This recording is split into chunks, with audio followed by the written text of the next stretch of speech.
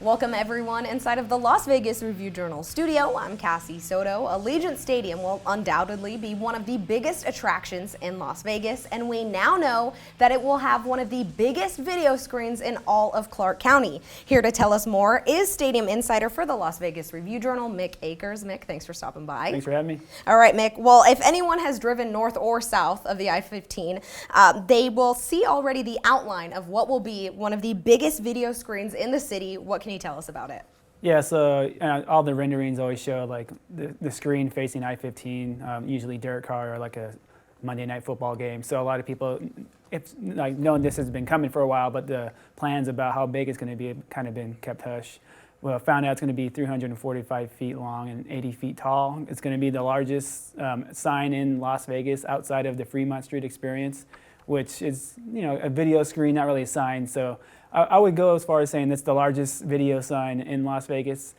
So obviously, going to be one of the main attractions when you're driving by. It's going to be hard to miss any kind of event to kind of showing what's going on in there. It's going to be made of mesh. It's called media mesh. So you can see everything going on the outside, see the video and all that. But when you're inside and you look out the glass, you'll be able to still see outside of it. It's kind of have like a grid view though, because obviously it's going to be basically made of strips of mesh. So it's going to be basically just rows and rows and rows. So it's going to still, offer some outside looking in kind of thing, but natural light and all that coming in, still, not going to affect anything with the stadium, which kind of one of the things with having all the glass around the stadium is bringing in some of the natural light. So still get the light and you get the light show on the outside. Very cool. Well, as far as for people who are curious and maybe want to take a sneak peek of what this could possibly look like, what can they compare what Allegiant Stadium's video screen will look like? Can they compare it to anything that is out now?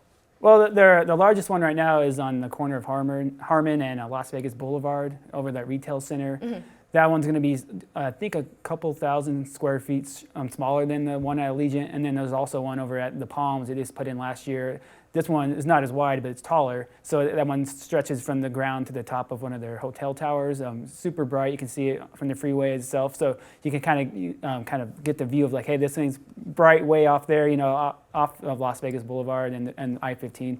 This is going to be right on it. So obviously, some people, express their concerns about, hey, this might cause some traffic issues. Yeah, well, you mentioned that. The FAA is actually involved to say, hey, guys, this isn't going to pose any kind of hazards. But will there be concerns leading up to that? Because you mentioned it's right off the I-15. It's going to be bright. It's going to be big. Yeah, so in all, there's about 650 signs. They went through this whole process with the county. They approved every single one of them. And with that approval came an FAA review to make sure it didn't impede any kind of air traffic in the area. So all things point to, hey, this is safe. I'm sure Clark County wouldn't have approved it if they thought it was going to deem any kind of issue on the roads or the air.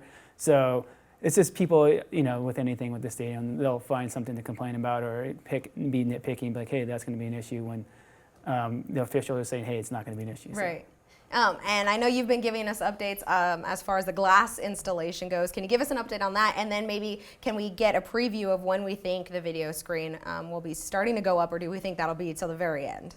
Well, I think right now it's about 85% covered in the glass and the side paneling they have going on there. It's just a little strip left on the south-facing side. And there's like one little line they have on the west-facing side where they have this elevator, which they obviously need to get things in and out of the stadium. So that'll be there for a while, but it's supposed to be fully enclosed sometime in March. And then as far as the signs, their sign permit said they can begin installation at any time now, and up until July, obviously, until the stadium is supposed to be done July 31st. Right. So anytime between now and then, you'll start seeing some of those. But with the mesh one, I think with some of the work they have to do around the stadium, that one's probably going to be one of the last ones that get put in. But there's a lot of permits that have been put in recently for sign installation. So some of those are little light up signs and logos. So I think one of the large ones that goes above that video sign that says Allegiant Stadium, I think that one could probably go up pretty soon in the next month or so. Very cool. All right, Mick. Well, as always, thanks for giving us some more information on Allegiant Stadium. All right, thanks for having me. Well, that will do it for us. But for all of your stadium updates, head on over to vegasnation.com or reviewjournal.com. While you're at it, give Mick a follow on Twitter. He's always bringing us stadium updates. For Mick Akers, I'm Cassie Soto. Thanks for watching.